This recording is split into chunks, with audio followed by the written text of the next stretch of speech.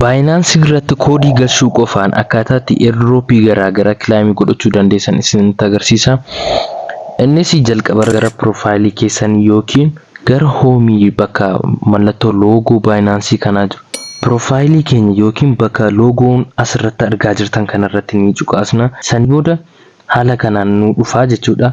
Asirratti akka argaa jirtan optionii garaagaraa yookiin filannoo adda addaa nuuf kennee jira.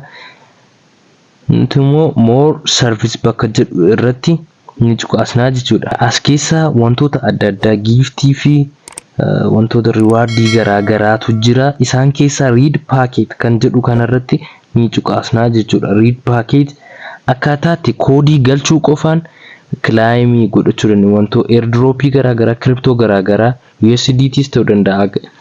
Akkaataa claim godhachuu dandeenyu isinitti agarsiisa. Read packet bakka jedhu irratti ni cuqaasna.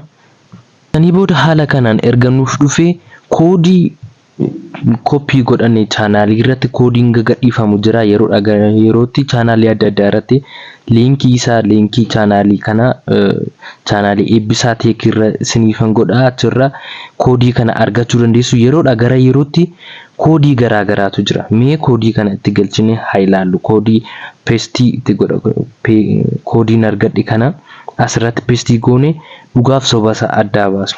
Kanaan dura kanneen koodii galchuu qofaan fudhadhe asirratti viyoolii goone ilaaluu ni dandeenya. Akkuma asirratti argaa jirtan kiriptoo garaagaraa fudhadheen jira jechuudha.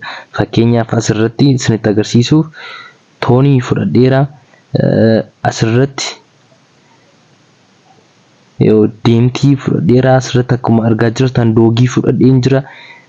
Baay'eedha jechuudha. Koodii garaagaraa yeroo daqiiqaadhaan sababa gadhiifamuuf USDT illee fudhachuu ni dandeessu jechuudha.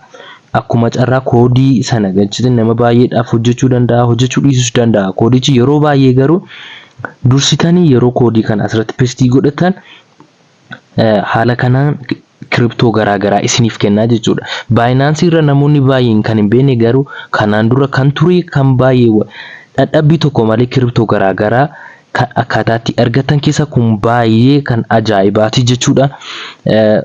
Odeeffannoon kun sin fayyadeera taanaan follow like gochuudhaan maatii eebbisaa teek ta'a.